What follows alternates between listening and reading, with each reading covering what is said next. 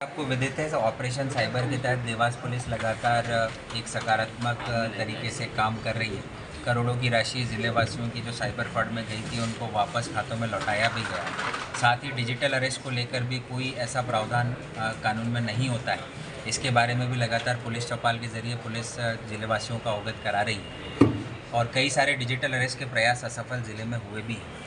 इसी अनुक्रम में एक सतवास के व्यक्ति हैं प्रमोद गौर, इनके साथ एक इंसिडेंट हुआ था जो इन्होंने इंसिडेंट होने के 3 दिन बाद सतवास पुलिस को इन्फॉर्म किया था, जिसमें इनके द्वारा जो स्टोरी नरेट की गई। प्रमोद गौर एक रिटायर्ड टीचर हैं और रिटायरमेंट के जस्ट बाद इनको जो अमाउंट गवर्नमेंट सर्विस के अलग अलग प्रावधानों का मिलता है उसकी इन्होंने एफडी करवाई हुई थी और अचानक से उस एफडी को तुड़वा कर करीब 20 लाख की राशि इनके खाते से हस्तांतरित हुई थी। जो घटनाक्रम प्रमोद गौर के द्वारा बताया गया उसमें ये निकल कर सामने आया कि इनके पास एक वीडियो कॉल आया था जिसमें सामने वाला व्यक्ति पुलिस यूनिफॉर्म में था और उन्होंने सीनियर पुलिस ऑफिसर का हवाला देते हुए मुंबई से अपना कॉल आना बताया और नरेश गोयल को मनी लॉन्ड्रिंग के केस में इन्वॉल्व होने की धमकी दी और उसके ज़रिए वीडियो कॉल के ज़रिए इनसे बैंक के ट्रांजैक्शंस करवाए, सारी डिटेल्स निकाली और इनके खाते से करीब 20,81,382 रुपये की राशि इन्होंने अलग अलग खातों में हस्तांतरित की। शुरुआत में नरेश गोयल थोड़ा घबराए थे और उन्हें ऐसा प्रतीत हुआ कि असली पुलिसकर्मी कोई थे जिन्होंने इन्हें मनी लॉन्ड्रिंग केस के बारे में धमकाया और बाद में एक बड़ी राशि इनके खातों से ली। लेकिन जब इन्हें बाद में समझ में आया तो 3 दिन के बाद ये सतवास पुलिस स्टेशन पर रिपोर्ट किए। उक्त गंभीर घटनाक्रम को तत्काल संज्ञान में लिया। हमारी additional SP rural Saumya Jain madam की ओवरऑल लीडरशिप में हमने एक सेपरेट टीम गठित की। सतवास पर 302/25 एक अपराध दर्ज किया गया और इस पूरे केस का खुलासा किया गया। लगातार लगभग 30 दिन तक हमारी टीम लगी रही। महाराष्ट्र, गुजरात, दिल्ली के अलग अलग स्थानों पर हमने दबिश दी।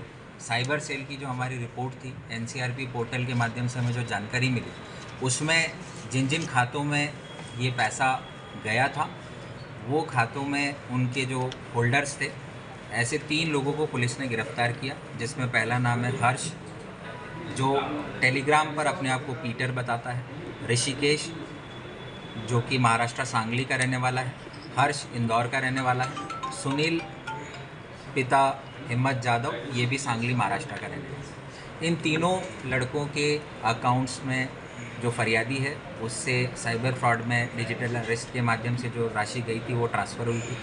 पुलिस ने पहले इन तीनों लोगों को अपनी कस्टडी में लिया, पूछताछ की।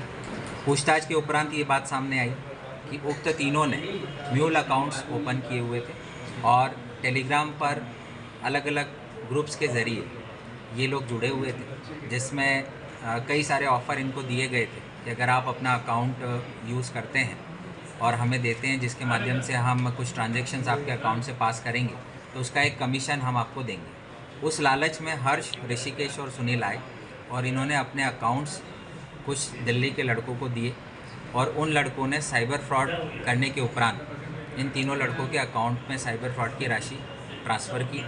बाद में हर्ष, ऋषिकेश और सुनील को समय समय पर दिल्ली बुलाया जाता था और इनके अकाउंट में फ्रॉड के माध्यम से जो राशि आती थी उसको कैश विड्रॉ करके इनका कमीशन इनको दे दिया जाता था। इस प्रकार से एक दूसरी लेयर निकल कर आई सामने जो कि इन तीनों लड़कों के हैंडलर्स थे जो दिल्ली बेस्ड थे। तो हर्ष, ऋषिकेश और सुनील से पूछताछ के उपरांत पुलिस आगे बढ़ी और सोमेश्वर जो कि अपने आप को टेलीग्राम पर सैम लिखता है, ये साउथ दिल्ली का रहने वाला है।